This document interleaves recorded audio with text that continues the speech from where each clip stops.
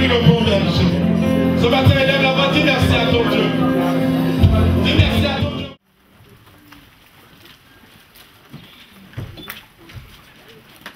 Genèse, chapitre 28.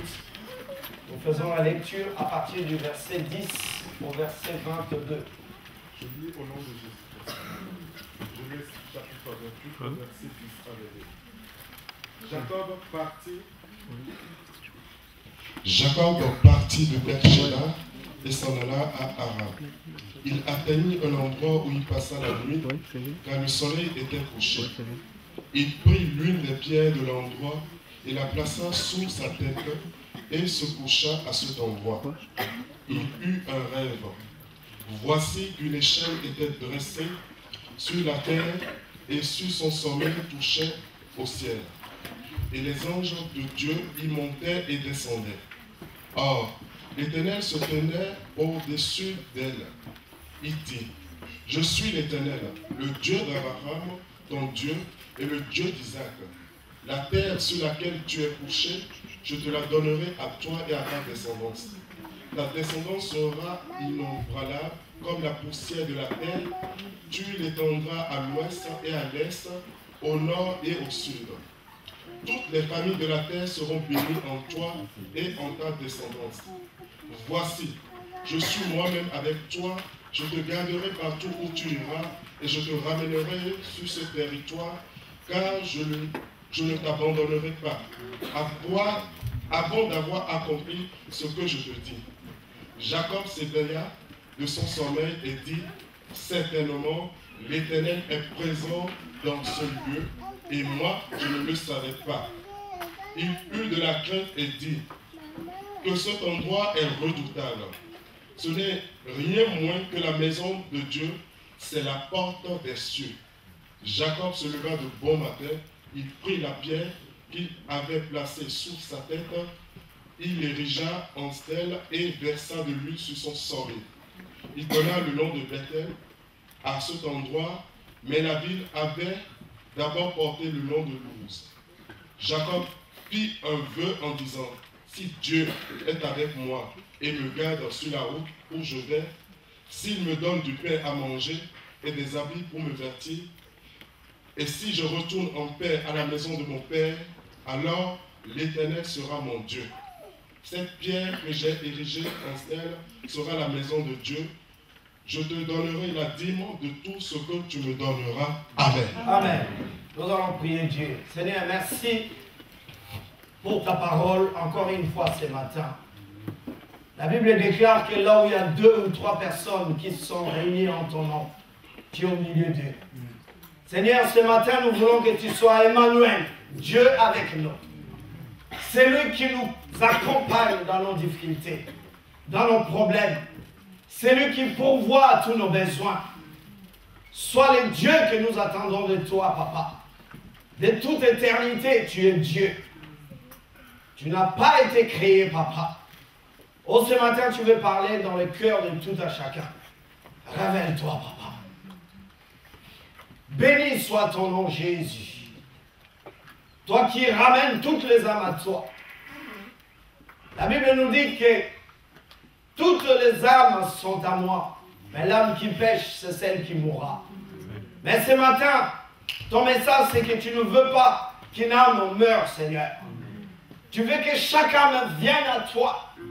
Et que nous réalisons que, Seigneur, tu es notre Papa et notre Dieu. Bénis chacun de nous, fortifie, console, soulage. Colmate les brèches, Papa. Amène la paix dans nos cœurs. Pour que nous puissions apprécier combien tu es merveilleux, que tu es bon. La Bible déclare aussi que tes bontés ne sont jamais épuisées. Elles se renouvellent chaque matin. Oh Jéhovah, ce matin, Seigneur, nous voulons jouer de tous tes hauts faits, de tous tes bienfaits, Seigneur. Et nous voulons dire enfin, Seigneur, que nous marchons avec un Dieu vivant. Un Dieu, Seigneur, qui ne part pas en vacances comme les dieux de Baal. Un Dieu comme les dieux de Baal ont des oreilles, mais ils n'entendent pas. La bouche, mais ne parle pas. Mais nous avons Yeshua Mashiach, qui est mort, et il est ressuscité d'entre les morts. Seigneur, sois béni. Ce matin, visite ton peuple. Bénis ton peuple, papa. À toi revienne toute la gloire. Toute la gloire, papa. Au nom de Jésus. J'ai ainsi prié et nous disons Amen. Amen. Mes amis, le thème de ce matin, je l'ai intitulé « Les genoux à terre ». Dis à ton frère ou ta sœur qui est juste à côté de toi, genoux à terre. Les genoux à terre. Et je reviendrai plus tard. La Bible déclare que tout genou fléchira. Fléchira devant qui? Pas devant Baal. Mais tout genou fléchira devant lui, Yeshua Mashiach. Et toute langue confessera qu'il est Seigneur. Bien-aimés, nous devons apprendre à recevoir de la part de Dieu. Et si nous ne rentrons pas dans cette vision-là, quelque part, ça va nous poser des problèmes. Mais j'aimerais revenir dans ce texte où nous voyons Dieu qui donne une vision. Et cette vision, ça s'appelle la vision de l'échelle. Dieu va donner à son serviteur Jacob cette vision. Alors je me suis posé la question. J'ai dit, Dieu, mais pourquoi tu lui as donné cette vision-là? Après tout ce qu'il venait de faire. Alléluia. Amen. Alors, le contexte, c'est quoi ici? Jacob est en fuite, normalement. Pourquoi? Parce qu'il vient de dérober. Donc, ça veut dire qu'il vient de voler les droits d'aînesse de son frère. Et ensuite, il a usurpé son papa. Il l'a trahi. Il a triché. Il s'est fait passer pour son frère, pour recevoir la bénédiction. Alors, Jacob est dans une situation, il a eu tout ce qu'il voulait, mes amis. Justement par l'entremise aussi, par l'aide de sa maman, nous le savons. Mais, à un moment donné, il va prendre la fuite, d'après les conseils de sa maman. Mais Jacob se retrouve lui-même seul en se posant des questions. Il dit, est-ce que vraiment, bon, maintenant j'ai eu ces droits d'aînesse. Maintenant je vais partir. Est-ce que Dieu va être avec moi? J'ai orchestré tout ce que je voulais. J'ai eu ce que je voulais. Mais est-ce que Dieu seulement est avec moi? Bien aimé, la Bible dit, si Dieu est pour nous, qui sera contre nous?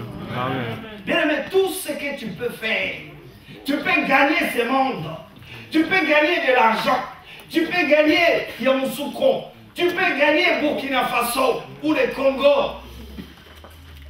Mais est-ce que Dieu est avec toi? Amen. Dis à ton frère et ta soeur, dans tout ce que tu fais, est-ce que Dieu est d'accord avec toi?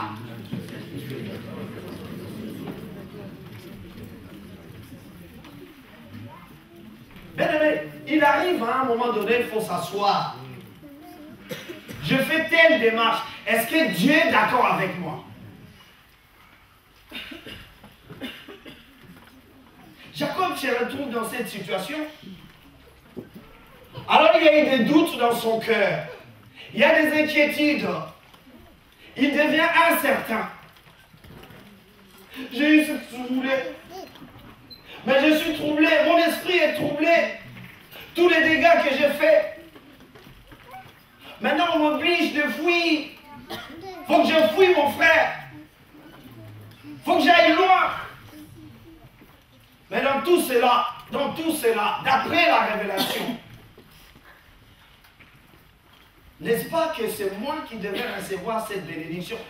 On peut imaginer toutes les questions qui s'est posées. Alléluia, peuple de Dieu. Amen. Mais laisse-moi vous dire ce matin, nous sommes tous un peu comme Jacob. Parce que Jacob avait un passé, une vie passée, où il n'a pas obéi, où il n'a pas plu à son Dieu, où il a marché comme il voulait, comme il savait faire. La Bible dit tous ont péché, mais sont privés de la gloire de Dieu. Ma vie du passé ne glorifiait pas Dieu. Mais aujourd'hui, Dieu veut se révéler à moi. Dieu veut me faire comprendre que ce que tu faisais avant, ça c'était toi. Mais ce matin, j'ai envie que tu viennes à moi, que tu donnes ta vie. Tu me donnes ta vie et tu verras ce que je vais faire de toi. Alors Dieu vient maintenant, parce qu'il est de toute évidence, d'après la préscience de Dieu. La Bible dit que Dieu avait révélé quand Rebecca était enceinte. Dieu avait révélé que l'aîné, c'est-à-dire le grand frère, sera assujetti au petit. Donc, dès toute évidence, le choix, ce qu'on appelle l'élection, ne vient pas de Jacob, mais il avait déjà été choisi par Dieu. Bien-aimé, j'ai envie de te dire que la Bible dit, avant la fondation du monde, Christ est mort pour nous. Il nous a choisis déjà. Amen. Quelqu'un peut acclamer le Seigneur.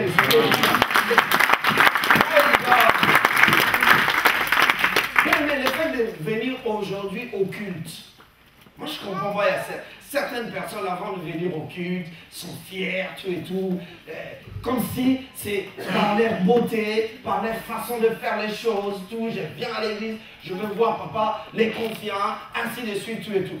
Bien aimé, Jésus dit, personne ne peut venir à moi si le Père ne l'a dit. Amen. Le vouloir et le faire ne vient pas de toi. Ça ne vient pas de nous, mes amis. La capacité même d'être dans la présence de Dieu, d'apprécier, de jouir même de tous ses hauts faits, c'est lui qui nous attire. Amen.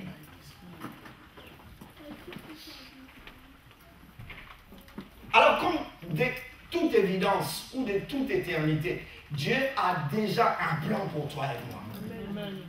Sauf que je ne le sais pas. Jésus-Christ dit, ce n'est pas vous qui m'avez choisi. C'est moi qui vous ai choisi. Est-ce que quelqu'un peut comprendre cela? Mais tu n'es pas là par hasard. Dis à ton frère et ta sœur, je ne suis pas là par hasard. Tu n'es pas là par hasard. Le mot hasard n'existe pas dans les dictionnaires de Dieu. Est-ce que quelqu'un peut comprendre ça? Parce que ce mot-là, à l'origine, parle de jeu. Le jeu des hasards. C'est qu'il est turfiste, c'est qu'il joue au tiercé. Tout le temps en train de gratter. Et puis après, pour passer à la télé. Bien aimé mon œil, peut-être que tu vas gaspiller de l'argent, ainsi de suite. Le diable, il va soutirer de l'argent, croyant que tu vas gagner les jackpots. Mais ça viendra peut-être jamais. Mais j'ai envie de te dire ce matin qu'il y a un autre trésor que tu peux gagner si tu acceptes Jésus. Alléluia. Tu gagnes les jackpots.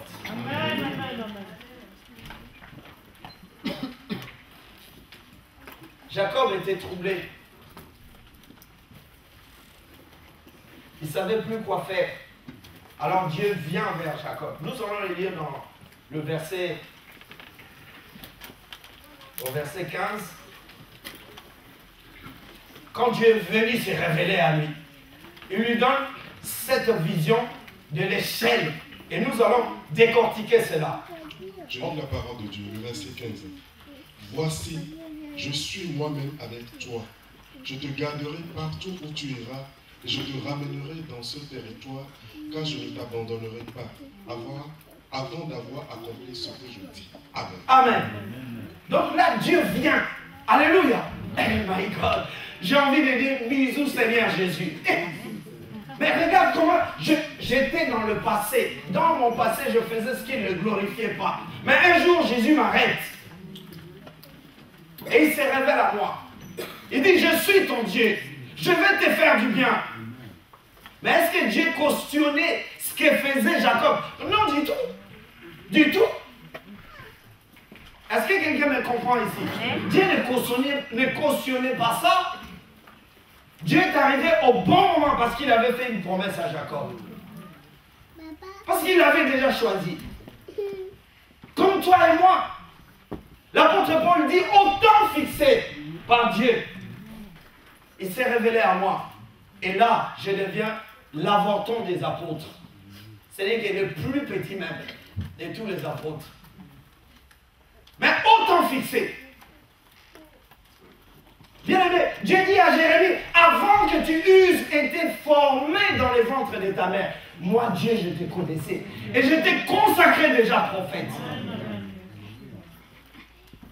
Ce que tu es aujourd'hui, c'est juste le plan de toute éternité. La Bible dit que Christ est mort avant la fondation du monde.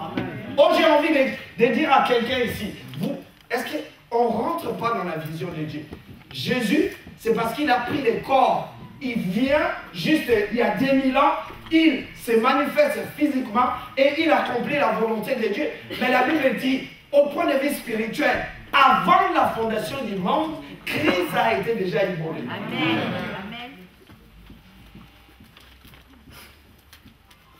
Dieu n'a pas besoin d'apprendre. Il est omniscient. Il connaît tout, il sait tout. Il n'a ni conseillé. Il n'a pas quelqu'un qui va lui dire, ici tu as bien fait, ici tu n'as pas bien fait, ainsi de suite, tout et tout. Bien aimé, crains Dieu.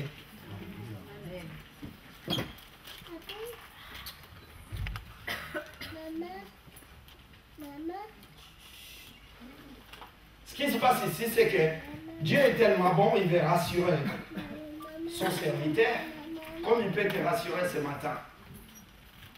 Tu es complètement perdu, paumé. Ta vie est désaxée, tu ne sais même plus si Dieu existe, tu ne sais même plus si Dieu peut te bénir. Tu te poses des questions. Est-ce que Dieu entend mes cris? Est-ce que Dieu entend mes prières? Je viens à l'église tous les jours. Mais Dieu, tu ne réponds pas. Tu réponds seulement, tu parles seulement aux autres. Et moi, je n'existe pas. C'est Dieu là, il est où? Mais Dieu, la seule raison qui l'a amené à se révéler à Jacob, c'était pour réitérer ses promesses. C'était un choix, ce qu'on appelle le choix d'élection. Ça dépend de Dieu. Je vais vous apprendre une chose. La Bible déclare que la miséricorde, écoutez bien, la miséricorde de Dieu ne dépend pas de celui qui la demande, mais dépend de celui qui la donne. Amen. Donc celui qui la donne, c'est Yeshua Mashiach lui-même. Acclame ton Seigneur. Pour être béni, ça ne va pas dépendre de toi. Est-ce que vous comprenez cela? Alors Dieu rassure son serviteur. Il dit, je suis avec toi. Oh, mais il vient de usurper, il vient de voler, mais sa vie passée, c'est pas terrible, mais c'est ça Dieu. Est-ce que vous comprenez? C'est ça Dieu. Il vient, il dit, arrête ta vie là. Auparavant, tu volais, tu buvais, tu te shootais, tu dansais pour toi-même, pour ton ego, pour le moi, satisfaire le moi. Jésus, arrête ta vie. Ok, ça t'a donné quoi? Tu as gagné quoi? Rien du tout. Maintenant, je vais prendre les choses en main. Mais je vais te dire que je suis avec toi. Est-ce que vous comprenez cela? Je suis avec toi. Oui, je t'avais choisi. C'est toi qui vas hériter cette bénédiction. Donc, je suis avec toi. Ta vie du passé, Jésus veut l'effacer. Ton passé qui n'est pas terrible, toutes tes condamnations. En Romains chapitre 8, la Bible dit, il n'y a donc aucune condamnation pour ceux qui sont en Jésus-Christ, qui marchent non selon la chair, mais selon l'esprit. Il n'y a plus de condamnation. Vous savez pourquoi? Il y a des termes théologiques, mes amis. Vous savez pourquoi Jésus va dire, j'ai été justifié. Il n'y a plus de condamnation. Ben oui, parce que le péché, la nature du péché, condamne tout à chacun de nous. Nous sommes tous pécheurs. Tu ne vas pas dire que tu ne pêches pas. En termes de péché, il y a quelqu'un qui a payé le prix pour toi et moi. Il s'appelle Jésus-Christ de Nazareth. Puisque quelqu'un nous condamnait, puisque quelqu'un allait dans la présence de Dieu, lisez le livre de Job, l'accusateur, le diable. Oui, mais il a fait ci, il a fait ça, il faut le condamner. tant que tu n'acceptes pas Jésus, la condamnation va tomber sur toi. Et le diable a raison. Et c'est sa mission, c'est son rôle, il est dans son rôle. Pour annuler cette condamnation, il faut accepter Jésus. Et parce que c'est Jésus qui va te justifier. Le mot justifier veut dire que Jésus arrive, il se médiatise, donc c'est-à-dire qu'il s'interpose, il vient, il se substitue à ta place, il dit, oui, combien, le prix que tu lui réclames, ça fait combien? Pour qu'il soit sauvé, qu'il soit lavé, qu'on ne l'accuse plus. Désolé, le prix, il est énorme. Il faut mourir. Il faut que quelqu'un paye à sa place. Il dit, je vais le faire. Jésus dit, je vais le faire. Dieu, tu es d'accord? Dieu dit, oui, ok. Moi, dans mon cahier, j'ai marqué qu'il faut que quelqu'un se substitue à la place de telle ou telle personne. Si quelqu'un meurt à sa place, moi je justifie. C'est-à-dire que j'efface et je remets tout à zéro et je rends la justice à cette personne et je lui dis que tu es saint, tu es propre, personne d'autre ne peut te condamner parce que ce qui a été fait, ça a annulé ce qui existait avant. Amen. C'est ça l'évangile. Est-ce que vous comprenez cela? Amen. Jésus a besoin que tu comprennes qu'il est avec toi. Et il dit ensuite, il dit, je te garderai. Partout où tu iras. Le problème de Jacob, c'est qu'il est en fuite. Il va aller se réfugier sur son oncle Laban. Pour l'instant, Dieu laisse faire les choses. Mais Dieu se révèle à lui. Il dit, Jacob, partout où tu iras, je te garderai. N'est-ce pas beau ça? Bien aimé, pensez à votre vie. Vous allez voir que tu aurais pu devenir un clochard ou une clocharde, ou une paumée, ou n'importe quoi. Ne rigolez pas quand on voit les gens sans abri dehors, tout et tout. Moi, j'aurais pu être à sa place, ou à leur place si vous voulez. Mais Dieu m'a gardé quelque part. Et je bénis Dieu ce matin. Je ne suis pas meilleur parce que je suis devant vous. Mais j'ai réalisé la grâce. Et Dieu m'a aimé avant la fondation du monde. Et j'ai dit oui au Seigneur. Et le Seigneur m'a fait grâce. Et je suis devant lui. Vous, je ne suis pas meilleur. Mais simplement, j'ai accepté la grâce. Je te garderai. La main de Dieu était déjà sur nous avant même qu'on l'accepte. Et Dieu réitère cela à Jacob. Il dit, je te garderai. Le troisième nom.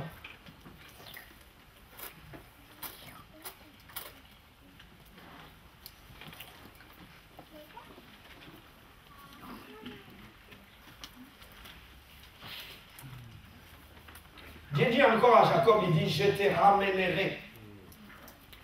Alléluia. Pourquoi? Parce qu'il sort de la zone où il devait être béni. Il était à Canaan, il a fui son frère. Alléluia. Dieu avait dit quoi? À Jacob ou à Abraham?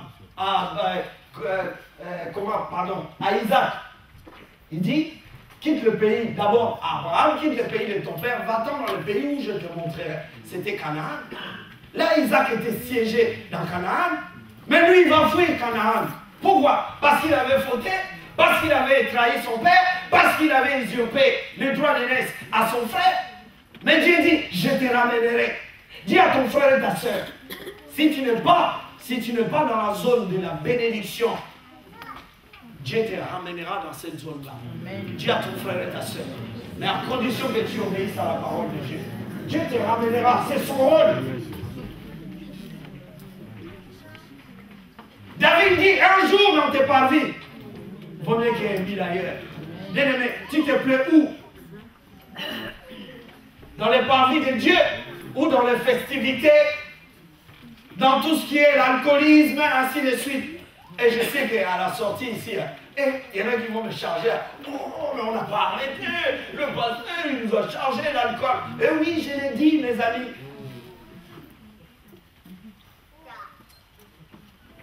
Je ne le dis pas que pour vous, je le dis aussi pour moi. Amen. Alléluia.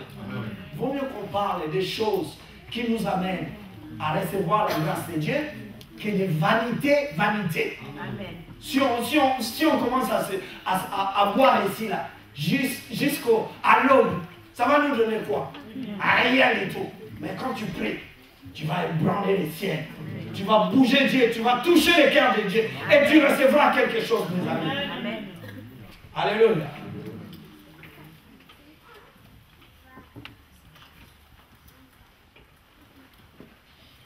Ah, les hommes, on est très difficile.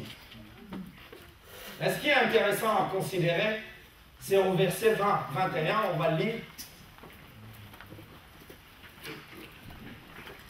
Je lis la parole de Dieu.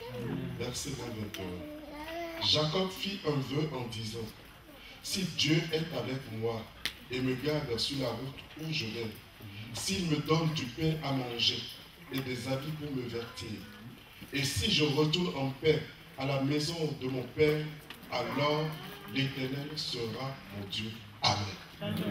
Amen. Alléluia. Vous avez remarqué ici que Dieu, alléluia, Dieu s'est présenté à Jacob. Il lui dit, écoute, ta vie du passé, ça n'a pas été terrible, mais moi Dieu, comme je suis bon, comme je suis lent à la colère, comme je suis miséricordieux, j'ai un plan pour toi. Maintenant, je vais te révéler ce que je vais faire dans ta vie. Tu vois, moi, je vais te garder. Moi, je vais te bénir. Moi, je vais te ramener. Tout ça pour que Jacob comprenne que l'héritage dont il est question, en termes de spirituel, qu'il avait volé en termes de droit d'aînesse à son frère aîné, Dieu lui garantit que malgré ce que tu avais fait, mais c'est toi qui vas hériter toutes ces choses-là. Et moi, je suis avec toi. Dieu les ramène dans la vision spirituelle. Dieu les ramène à voir la grandiose de toute cette promesse, de la portée de cette bénédiction. Mais mes amis, je vais vous faire découvrir quelque chose. Qu'est-ce que Jacob est en train de faire ici, là? Il est en train de dealer encore avec Dieu pour lui dire, Dieu, donne-moi à manger et les vêtements.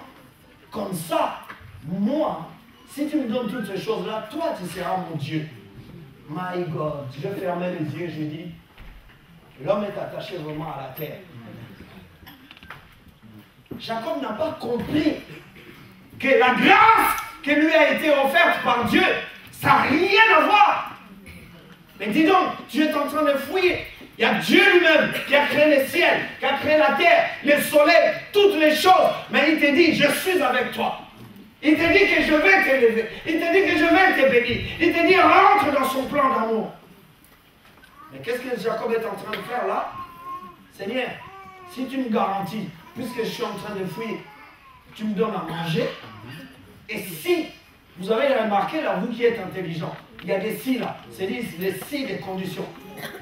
Si tu fais ça, si tu me feras encore ça, alors tu seras mon Dieu. Et qui es-tu de donner des conditions à ton Dieu? Les créateurs! Et tu lui donnes des conditions? Si tu ne veux pas ça, alors tu ne seras même pas mon Dieu. Et que tu l'acceptes pas, il est Dieu. Alléluia. Bien-aimé, j'aimerais te dire ce matin, toi qui doutes de Dieu, toi qui ne crois pas, ça n'engage que toi. Personne ne peut te prendre par force. Mais sois humble, descends un peu, réfléchis. C'est-à-dire que tu acceptes Dieu, que tu n'acceptes pas, il est Dieu. C'est ça qui est intéressant à considérer. Dieu a envie que tu comprennes que par l'aspect physique, aujourd'hui, toi tu juges les choses comme ça, tu vois les choses comme ça. Mais ça c'est toi. Jacob a sous-estimé les choses de Dieu par incrédulité. Il n'est pas rentré dans la vision de Dieu. Il est en train de dire à Dieu, oui mais Dieu, si tu me fais ça. Ça me rappelle Thomas. Jésus a marché avec Thomas, mes amis. Jésus a marché avec les disciples. Ils ont bouffé de ce que Jésus avait opéré comme miracle. Le pain, le vin, tout ce que Jésus faisait. Thomas voyait toutes ces choses-là. Mais à la mort de Jésus, Jésus est ressuscité. Les autres disciples, vous lirez ça dans Jean chapitre 20, à partir du verset 25. Mais Thomas arrive, on lui dit que le Maître nous est apparu Il est ressuscité. Qu'est-ce que nous dit Thomas? Il dit si je le vois. Toujours les si. Dis à ton frère et ta sœur, arrête les si.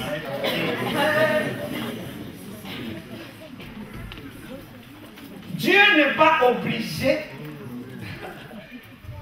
Dieu n'est pas obligé de se révéler comme toi tu penses. Alléluia. Vous savez qu'au pays, comme il y a une difficulté aussi quelque part en termes doctrinaux, il y a des petits groupes qui se créent, qu'on appelle des sectes, si vous voulez. Et les gens, ils peuvent ça, on va dire, s'arrêter juste à un aspect des choses, dire que puisque les choses, c'est écrit, puisque c'est comme ça, alors nous voulons que ça soit comme ça. Alors il y a une secte qu'on appelle les babas, c'est-à-dire ils se rasent la tête, ils laissent peut-être un peu la barbe, tout et tout, ils s'habillent tous pareil, ils s'échangent même des femmes. Alléluia. Amen. Mais ils interprètent la Bible d'une façon, ça trouve, ils sortent même. Ils font dire à la Bible ce que la Bible ne dit pas.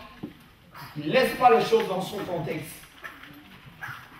Alors, puisque l'apôtre Paul, là on est dans Actes chapitre 9, sur le chemin de Damas, à sa conversion, il avait entendu une voix venant du ciel. Dieu lui dit, moi, Saul, Saul, pourquoi me persécutes-tu?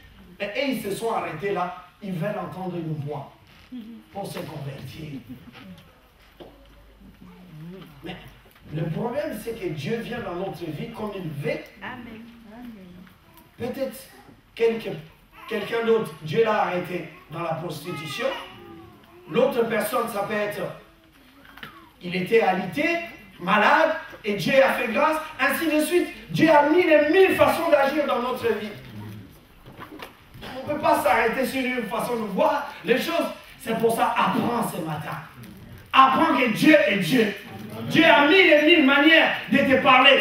Mais ce matin, je te dis quelque chose. Écoute, observe et accepte ce Dieu-là. Et tu verras que Dieu est Dieu.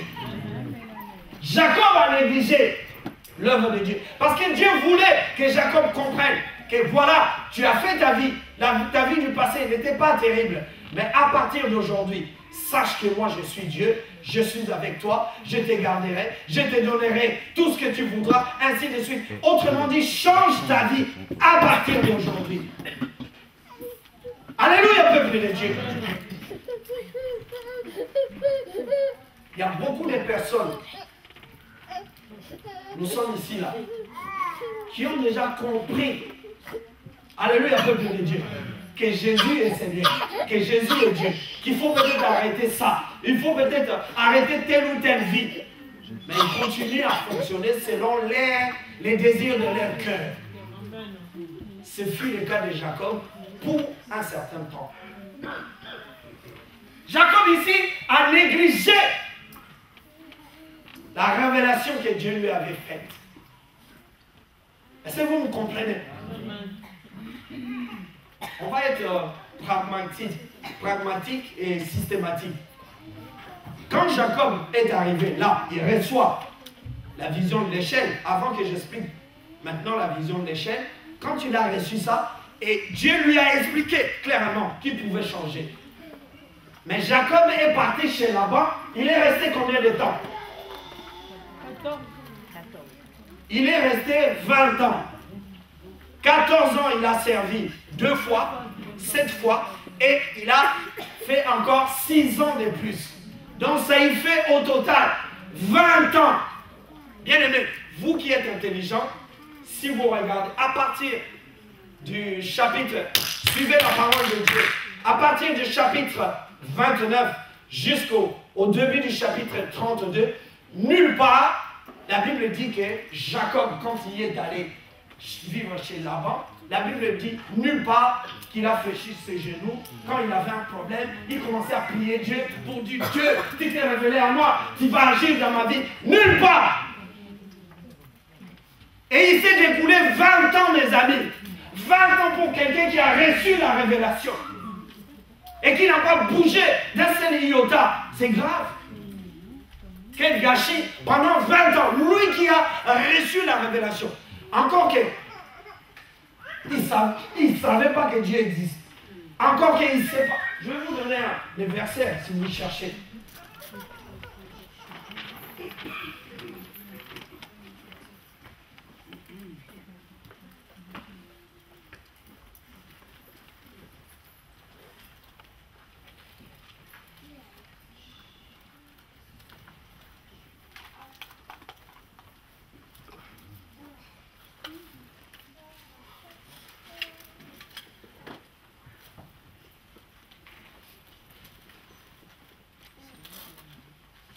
Donc, malheureusement, j'ai laissé d'autres notes à la maison.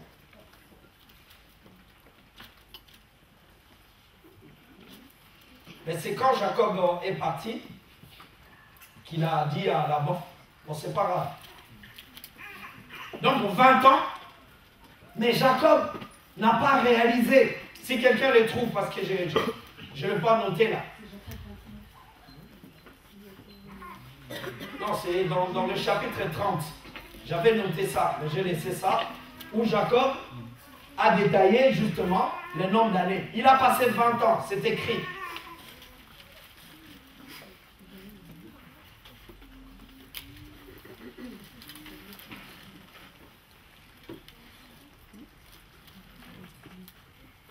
C'est quand, comment il s'appelle?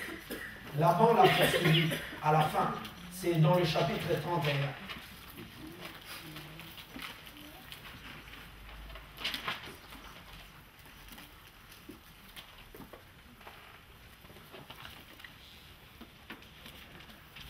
Chapitre 31, verset 38. Je fais ça exprès pour vous parce que j'ai vu que vous étiez en train de chercher. Verset 38. Vous lisez verset 38. Ça me fait perdre du temps, mais c'est pas grave. Je lis la parole de Dieu. Genèse 30, verset 28. 32, verset 28. 38.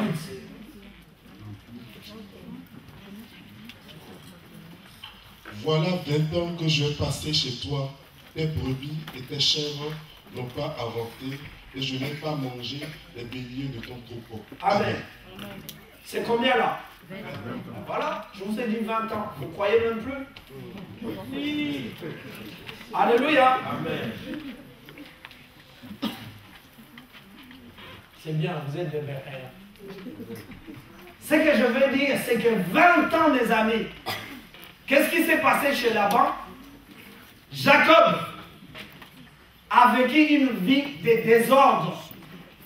Une vie où tout le temps, soit il s'est fait rouler par son oncle, mais dans tout cela, la grâce de Dieu était là. Mais c'était une vie de désordre. Alléluia, peuple de Dieu. J'ai envie de te dire, 20 ans pour quelqu'un qui connaît déjà la grâce de Dieu, qui sait qu'il peut prier. C'est pour ça que j'ai donné à ces messages les sujets. Le thème, c'est les genoux à terre. Parce que Jacob aurait pu prier, aurait pu fléchir ses genoux et implorer la grâce de Dieu. Alléluia, peuple de Dieu.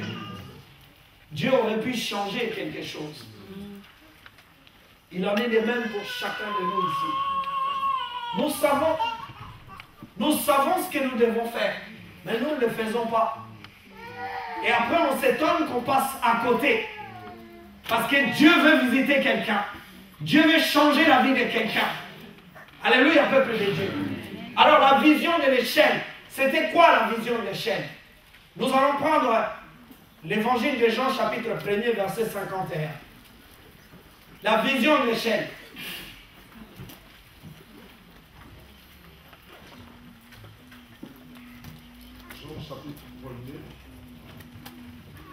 Jean chapitre 1er, verset 51. Je lis la parole de Dieu.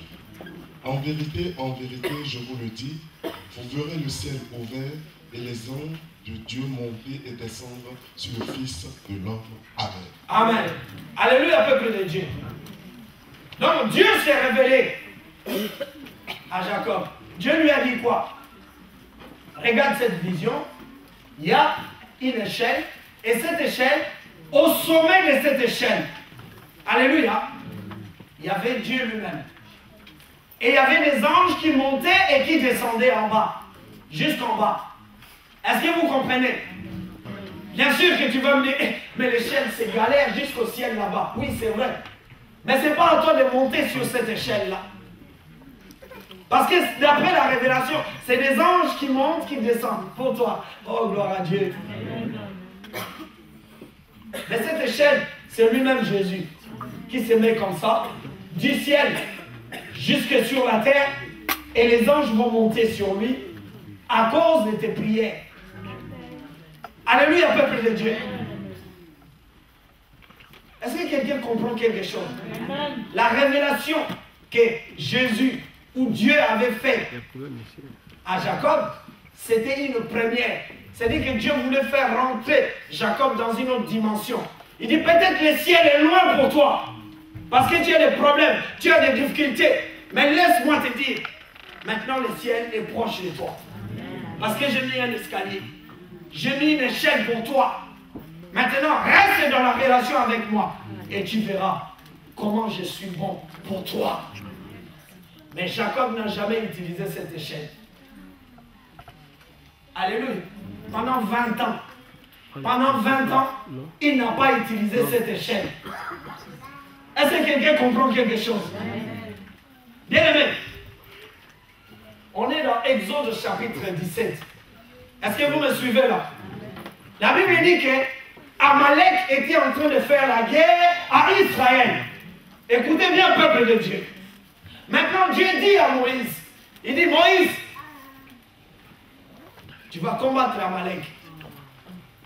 Tu vas lever tes mains en haut, signe de prière. Tant que tes mains restent en haut, Amalek sera vaincu. Mais si tu baisses les bras, c'est Amalek qui va gagner. La vie de la prière. Tout genou fléchira. Bien aimé, il faut que tu rentres dans cette phase-là. Priez Dieu. Parce qu'il va se passer quelque chose. Maintenant, je vais te dire une chose. Quand Moïse était comme ça, il est fatigué. Il y a Our ou Aaron qui venait pour soutenir ses bras. Cherche des partenaires dans la prière. Dis à ton frère et ta soeur, cherche quelqu'un qui va t'aider aussi à prier quand tu es fatigué. Mais que tes mains restent en haut. Parce que ça va bouger le ciel. Bien aimé, c'est une révélation. Parce que Josué, pendant ce temps-là, est en train de combattre au front avec Amalek. Il combat Amalek. Et Josué représente les anges qui sont actifs. Alléluia, peuple de Dieu. Si tes mains restent en haut dans la prière, parce que tu restes toujours en prière, tes soldats sont forts. Oh my God. Personne ne me suit? Alléluia. Regarde, papa, viens. Papa, lève-moi, viens aussi. Donc, c'est pas grave. Donc le frère, ça c'est le frère Sorgel, le frère Léon, c'est le serviteur de Dieu. Ok, c'est pas grave, là, moi je suis Moïse. Je prends toujours les mots là. Alléluia. Donc moi je suis Moïse. Dieu me dit, alléluia peuple de Dieu, combat Amalek. Bon, on va dire. Papa Jean-Jacques, c'est Amalek. Mais c'est pas. Papa Jean-Jacques, toi tu vas te mettre là. Voilà. Là, c'est l'armée de Dieu avec Josué. D'accord? Josué et l'armée de Dieu, on est tous la même équipe. Dieu me parle à moi. Il dit, Moïse, tu vas combattre Amalek. Mais c'est spirituel, mais dans la prière. Donc Moïse est à genoux. Il lève ses mains en haut. Signe de prière, tout genou fléchira, genou à terre.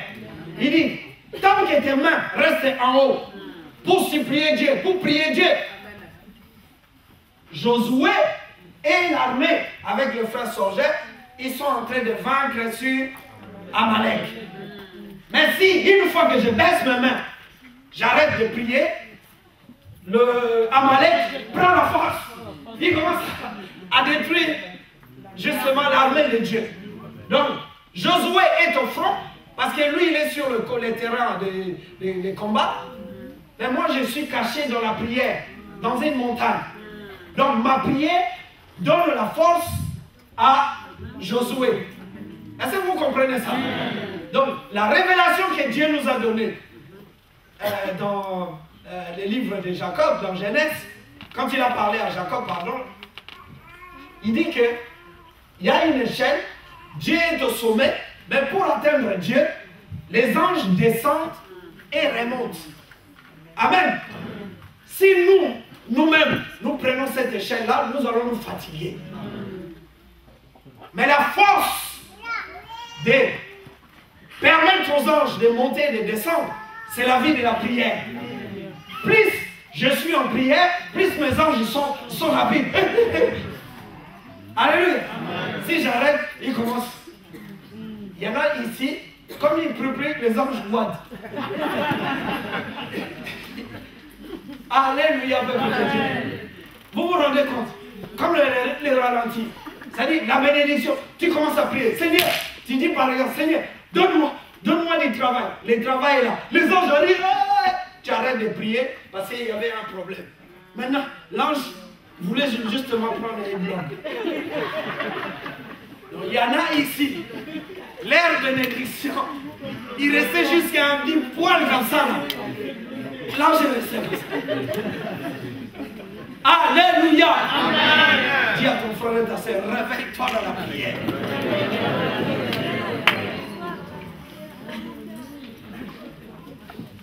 Est-ce que vous voulez que Amalek remporte? Non. Vous voulez que Moïse remporte? Amen. Il faut aider Moïse. Amen.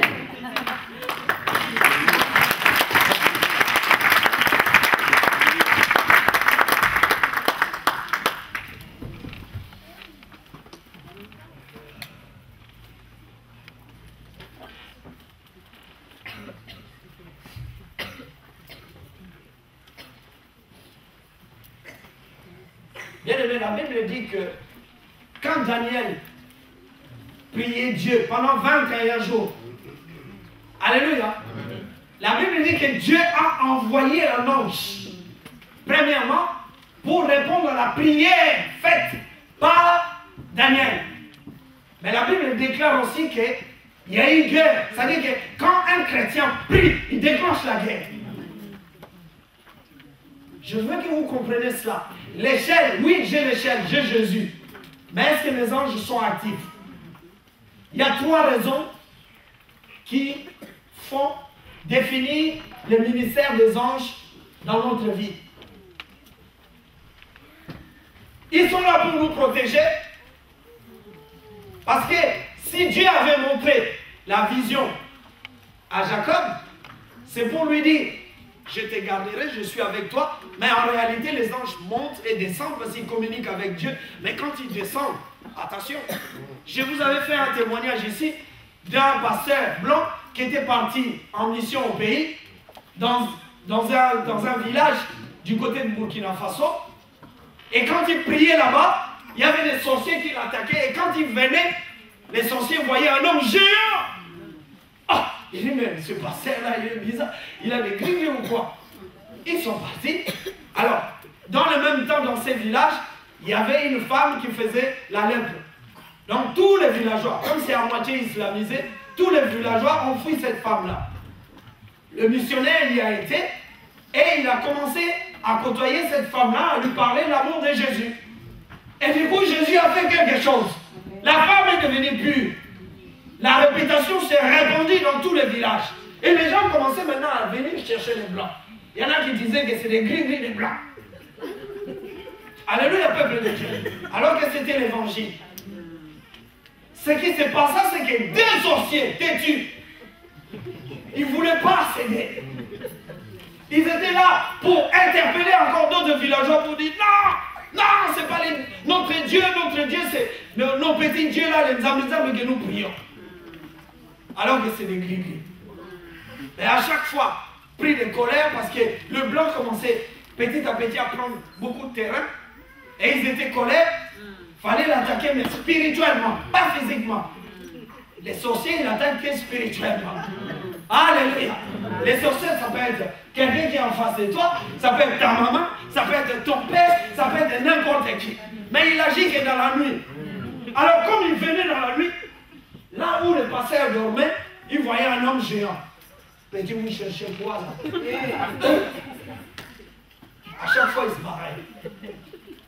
Le problème, c'est qu'un jour, ils se sont dit, le blanc là, il est fort quand même. J'ai vu cet homme-là géant tout et tout. Non, il faut abandonner, il faut laisser la faire. Donc, ils commençaient à venir à l'église. Alléluia, amen, amen. Mais ils sont toujours sorciers. C'est pour tester le terrain. Mais un jour, ils sont allés, mais sincèrement, baptisés, ainsi de suite, tout. Ils ont vraiment donné leur vie à Jésus. Ils ont été suivis. Et puis un jour, ils vont voir le pasteur. Ils disent, pasteur, nous on veut s'entretenir avec toi parce qu'il y a des choses. Toi, tu me caches, il faut vraiment qu'on parle. Donc en fait, ils étaient intéressés comme Simon le magicien.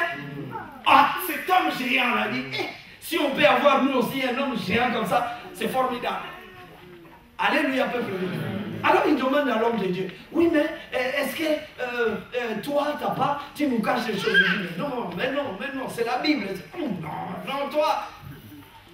Et après le pasteur commence à réfléchir, il dit, mais les deux villageois là, pourquoi à chaque fois il me dit ça? Il prie Dieu, Dieu lui dit, mais oui. Parce que c'est des sorciers, ils étaient venus t'attaquer, mais moi comme je mets des anges, le psaume 34, je vous le donne, parce que je n'ai pas beaucoup de temps, verset 7. La Bible dit, l'ange de l'Éternel campe autour de ceux qui craignent l'Éternel. L'ange de l'Éternel. Ça dit que les anges qui montent, qui descendent, en réalité, ils descendent vraiment. Quand toi tu dors là, tu es en train de ronfler. Il y a des anges autour de toi. Si tu as Jésus.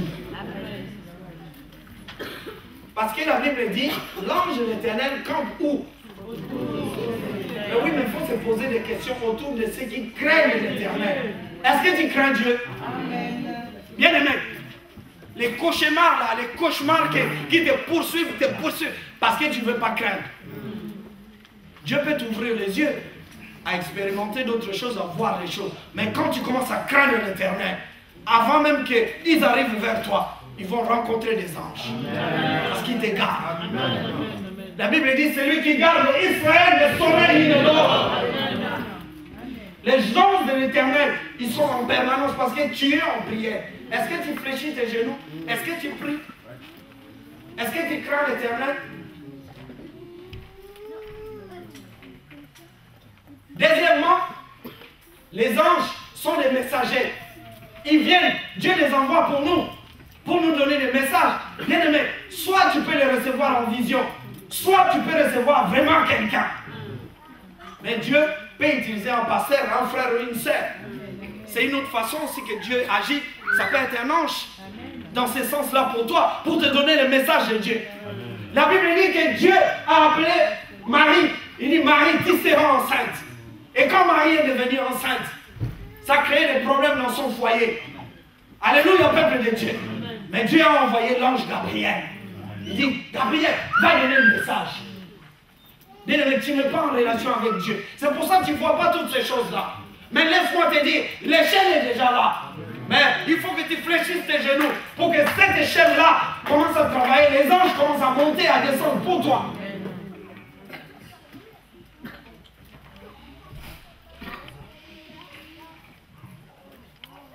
Les anges sont là pour nous servir. Hébreux chapitre 1, verset 13 à 14. On va lire ça rapidement.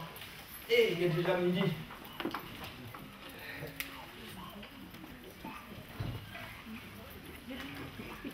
Hébreux chapitre 1, verset 11 à 14. Je lis la parole de Dieu. Ils périront, mais toi, tu demeures. Ils vieilliront tous comme un vêtement. Tu les rouleras comme un manteau, et ils seront changés comme un vêtement. Mais toi, tu restes le même, et tes années ne finiront pas. Hébreux chapitre 1er.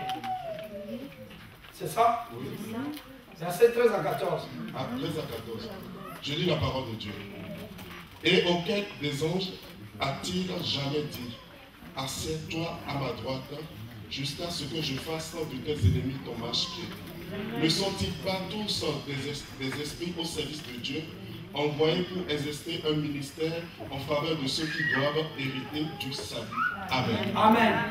Les anges sont au service de Dieu d'abord. D'accord? Mais Dieu les envoie pour exercer un ministère dans ta vie. Est-ce que vous comprenez? Le mot ministère veut dire service. Bien-aimé, écoute bien ce que je suis en train de te dire. Si tu n'as pas une vie de prière, je disais bien, un ange est à côté de toi, mais cet ange-là, il ne bouge pas. Est-ce que vous me suivez là? Mais si tu rentres dans la prière, mais dans la prière, tu ne dis pas n'importe quoi.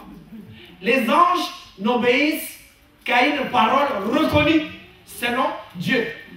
C'est-à-dire que c'est écrit que si je suis malade, je prie Dieu à 1 Pierre 2, 24, ils me donneront la guérison. Quand je cite ce verset, moi je vous ai dit la dernière fois, pour que vos prières, nos prières soient efficaces, il faut dire à Dieu ce qu'il a déjà dit dans la Bible. Amen. Quand tu rentres dans la présence de Dieu, tu dis à Dieu, tu dis, il est écrit, il n'est pas bon que l'homme soit seul. C'est Dieu qui l'a dit, c'est pas moi. Maintenant, toi, tu veux le mariage. Mais appuie-toi sur ce que Dieu a dit. Mais si tu dis à Dieu, tu réitères sa parole en lui disant, Dieu, il est écrit. C'est toi qui le dis, Yeshua Mashiach, qu'il n'est pas bon que l'homme soit seul. Moi, j'ai envie, Seigneur, que tu amènes un homme ou une femme vers moi. Parce que je suis seul. Dieu, j'ai envie que tu fasses quelque chose. L'ange qui est à côté de toi, il dit, quand tu finis ta prière, parce que ton échelle, c'est toujours Jésus. Il faut toujours dire, utilise l'échelle, qui est Jésus, au nom de Jésus. Et quand j'utilise le nom de Jésus, l'ange monte. Il va vers Dieu. Il dit, Dieu, il y a Roger qui est en train de prier là. Il demande quoi? Il dit ça. Oui, mais c'est vrai, hein? Ce qu'il dit, c'est vrai. Et Roger obéit à la parole de Dieu. Quand Dieu va regarder, il dit, my God. Bon, qu'est-ce qu'il veut? Il veut ci, il veut ça, tout et tout. Bon, vas-y, prends la bénédiction, va lui donner. Parce qu'il nous embête en ce moment-là. Il nous embête. On nous avait enseigné là sur la prière persévérante. Est-ce que tu as cet avocat-là? Alléluia. Ton ange peut être mou. Ton Dieu peut être mou. Pourquoi? Parce que tu ne pries pas. Tout genou fléchira. Maintenant, je vais aller vite parce que je vois que j'ai encore des notes là. Mais je vais aller vite. Les conséquences de la vie de prière. Premièrement, quand quelqu'un s'investit dans la prière, il faut apprendre des choses. Pourquoi j'ai fléchi mes genoux? Pourquoi je veux prier? Le premier point, la prière, quand j'ai une position comme celle-là, quand je fléchis mes genoux, je suis en train de prier Dieu. Ça montre à Dieu l'humilité. Alléluia. Je suis en train de dire à Dieu, Dieu, je te reconnais comme Dieu. Dieu, c'est toi qui es plus grand. Dieu, c'est toi qui peux faire quelque chose dans ma vie. La Bible dit, Dieu résiste aux orgueilleux, mais il fait grâce aux humbles. Bien aimé, diminue d'abord. Dis à ton frère et ta sœur, diminue. La vie de prière à l'église, quand on annonce qu'il y a une veillée, quand on annonce qu'il y a un jeûne de prière, on ne te voit pas. Tu pries où?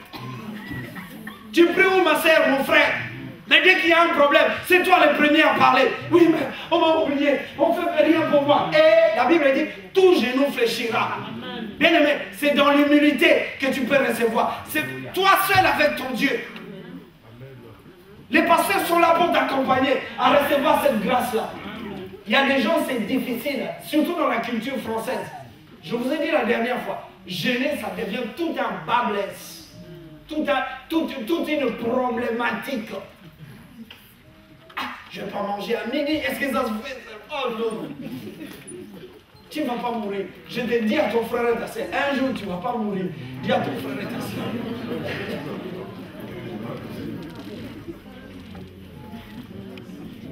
Jacob dit à Dieu, Seigneur, si tu me garantis mon cassoulet, si tu me garantis mon lentille, Seigneur, si tu me donnes un manteau pour l'hiver, moi je suis bien.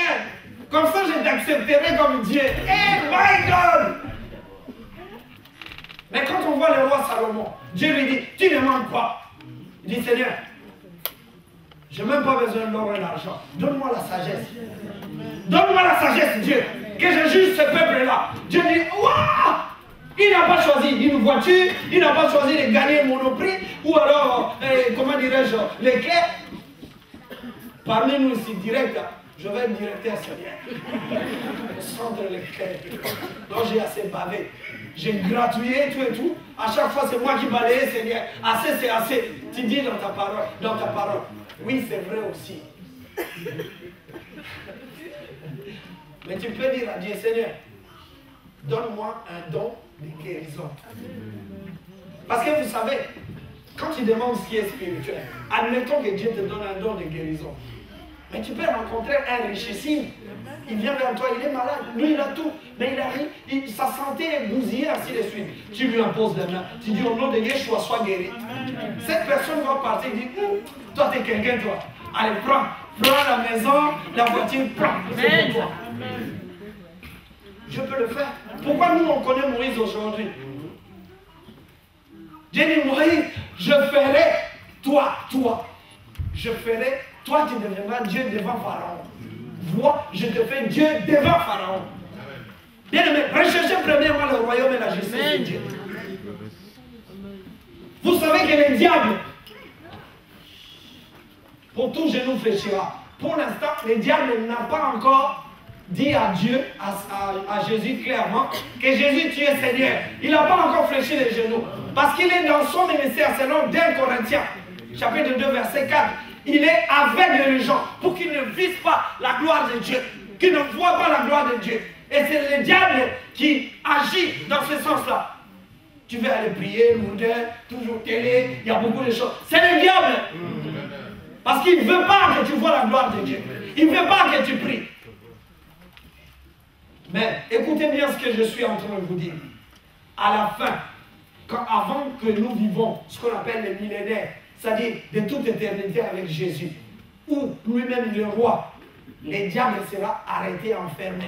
Mais ce jour-là, la Bible dit, tout genou fléchira. Même le diable, il va s'agenouiller pour dire, Seigneur Jésus, c'est toi qui es Seigneur. C'est toi qui es Seigneur. Mais nous l'avons dévancé parce qu'en s'agenouillant devant le Seigneur, Dieu nous ouvre les écluses des cieux.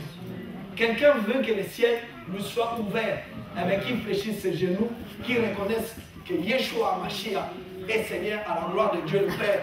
Genoux à terre, ça veut dire priez le Seigneur et vous allez voir. Bien aimé, je suis en train de nous dire que la vie de la prière, bientôt je vais m'arrêter, la vie de la prière, je ne comprends pas. Vous venez dans l'église avec vos enfants, vous venez à l'église avec vos maris, vous venez à l'église avec nos femmes, ainsi de suite. Laissez-moi vous révéler quelque chose. Jérémie chapitre 15, vous allez le noter, mais vous allez lire chez vous. La Bible dit que Dieu dit à son peuple, il dit, même si Moïse et Samuel viennent ici pour m'implorer, je ne céderai pas. Ça veut dire autrement que Samuel et Moïse étaient des hommes de prière qui influençaient Dieu. C'est-à-dire quand ils allaient dans la présence de Dieu, dans la prière, Dieu entendait. Sans toutefois oublier Élie, les Chismites, qui a ouvert les ciels, qui faisait des miracles. Bien aimé, je vais dire quoi par là? Les secrets de Moïse, la réussite. Le frère nous avait parlé d'une maman quand tu es proche d'une maman. Les secrets de la réussite de Moïse et de Samuel, les liens communs, c'est leur maman. Jochebed avait protégé l'enfant qu'on appelle Moïse, sauvé des eaux. C'était une femme de prière. Et Moïse est devenu un grand homme de prière. Est-ce que vous comprenez? Anne, c'était une femme de prière. Elle priait devant Dieu. Elle dit, Dieu, fais quelque chose pour moi. Si tu me donnes l'enfant, je te donnerai cet enfant. La Bible dit que Samuel est devenu un homme de prière. Et pourquoi j'ai dit ça? Vous venez à l'église avec vos enfants pendant le jeûne et prière. Mais vous laissez les enfants dormir. Ça va peut-être vous surprendre. Parce que ça peut être interprété autrement. Un jour, je sors de ma chambre. Écoutez bien ce que je suis en train de vous dire. Quand je sors de ma chambre, la porte était à moitié ouverte. De là où dormait mon premier, donc Samuel. Il était en train un peu de chanter tout ça. Ça m'a interpellé. Je rentre, je dis, tu fais quoi là? Il dit, non, papa, je passe un moment dans la prière. Ok. Je l'ai écouté, j'ai dit, quoi. Ça peut être juste le mot comme ça. Je passe le programme un temps dans la prière. Je descends. Plus tard, j'en parle à sa maman. J'ai dit, ah, j'ai été touché. C'est que voilà, je vois vraiment l'investissement. Samuel, il joue à l'église, il joue la batterie, il fait un certain nombre de choses de Dieu, il est présent. Là, ça me touche beaucoup. En plus, il passe un temps dans la prière. Sa maman m'a dit, non, il est en train de jeûner. Il a demandé lui-même de jeûner. Mes amis, de minuit, il a ouvert ça jusqu'à 18h pour un enfant qui n'a même pas 9 ans. Amen. J'ai dit, je priais Dieu, je dis, oh Seigneur, je dis, Seigneur, agis dans la vie de cet enfant. C'est ton choix. Nous, on ne l'oblige pas. Bien aimé, nous sommes en France. Nous ne sommes pas obligés d'influer sur les enfants comme ça. Mais Deutéronome chapitre 6, si vous lisez à partir du verset 4 jusqu'en bas, la Bible déclare que ce que vous recevrez en termes d'instruction, ça c'est Dieu qui parle à Israël, inculquez-les à vos enfants. Alléluia, peuple de Dieu. Je suis en train de dire que c'est ta responsabilité, c'est ma responsabilité d'éduquer nos enfants selon la parole de Dieu. Bien aimé, tu veux que ton enfant t'imite. Ton enfant ne peut pas t'imiter parce que toi-même tu ne pries pas. Il ne se passe rien, alors l'enfant ne fait rien. Est-ce que vous comprenez? Mais l'enfant s'identifie toujours à ses parents. Tel père, tel fils. Les enfants, ils vont nous copier. Si vous gravez vos enfants à la télé, vous les faites passer beaucoup de temps à la télé, ils deviendront trop télé. Comme le frère, un pasteur à Paris, vous connaissez déjà les témoignages, c'est un pasteur, mais son fils passe devant, parce qu'on faisait le choix de chanter, il passe devant, tout le monde s'accorde à dire que, vu que c'est le fils d'un pasteur, donc il va chanter des cantiques chrétiens. On aime, quand il passe devant, là, Gaou ne va Gaou. Faites-les descendre. On est dans l'église. Toi qui es le papa, tu fais passer ton fils et il chante Gaou n'est pas Gaou. Ce n'est pas le contexte. Nous, on n'est pas là pour juger. Mais je suis en train de te dire que tu peux faire que ton fils s'investisse dans la prière. Parce que ton fils va te regarder. Et ce que tu fais, c'est ce qu'il va commencer aussi à faire. Donc moi, je bénis vraiment beaucoup Dieu. Parce que quand je vois ça, je vois que le travail est fait. Mais ma soeur, mon frère, qu'est-ce que tu fais toi? Vous amenez les enfants à l'église. Mais préparez les enfants. Moi, je prends un exemple sur nous. Quand la maman sait par exemple qu'on a veillé de prière. Elle fait dormir les enfants avant. Il y a des enfants, il faut qu'ils assistent aussi au culte. Parce que dès qu'on commence à prier, les enfants sont en train de dormir. Tu ne fais pas participer tes enfants. Nous, que ce soit à Héroville, quand on gênait, on a vu des enfants naître. Le fils du pasteur Joseph, on l'a vu naître. Il est dans les choses de Dieu, comme mon fils aussi. Alors vous n'avez pas des enfants. Donc vos enfants, il faut qu'ils restent couchés, qu'ils restent à la maison. Qu'est-ce qu'ils vont apprendre? Rien du tout. Oh, la maman ou le papa, il est là pour dire, oui, la Bible et tout ça, prier. Mais moi ou ma femme, quand on couche les enfants, on leur apprend à prier. L'enfant, il ne va pas dire, non, il apprend. C'est juste pour apprendre. Mais après, Dieu va se rappeler. Bien-aimé, qu'est-ce que tu fais de tes enfants? Alléluia, peuple de Dieu. C'est une grâce. Vous ne savez pas ce que Dieu peut faire dans leur vie.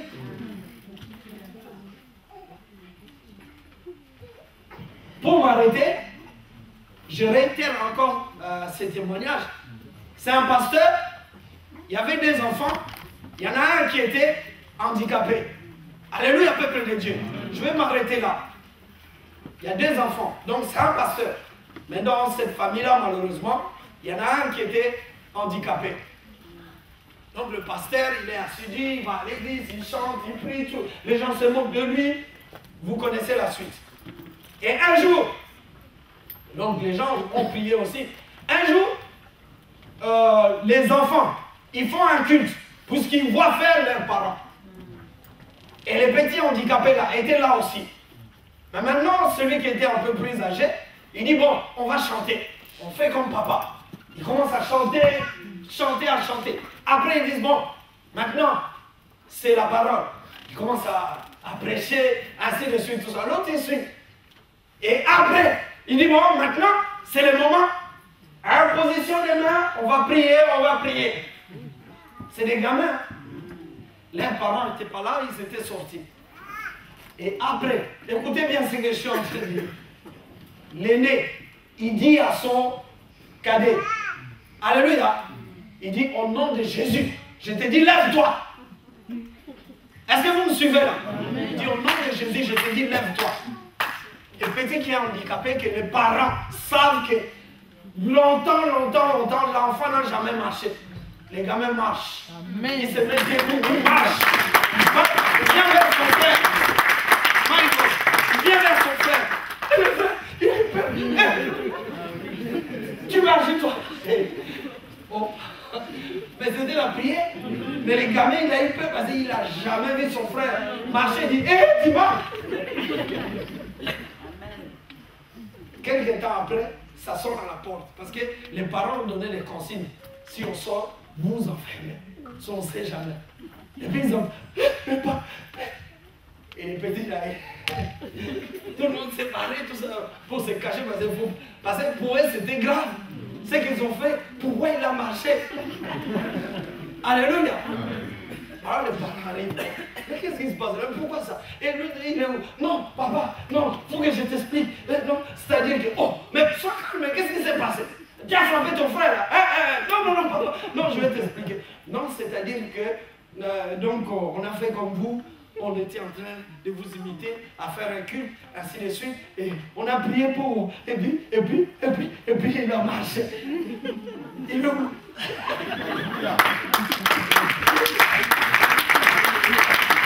Alléluia. Et le petit sortait, il marchait. Amen. Au nom de Jésus. Amen. Il faut que tout genou fléchisse. Il faut que vous compreniez, vous réalisez la puissance de la prière. Ne passe pas dans la distraction. Le diable va te distraire. Quelle que soit la maladie, quels que soient les problèmes dans vos foyers, dans nos vies, dans nos familles, Dieu peut faire quelque chose. Amen. Si vous vous engagez dans la prière, Dieu peut faire quelque chose au-delà même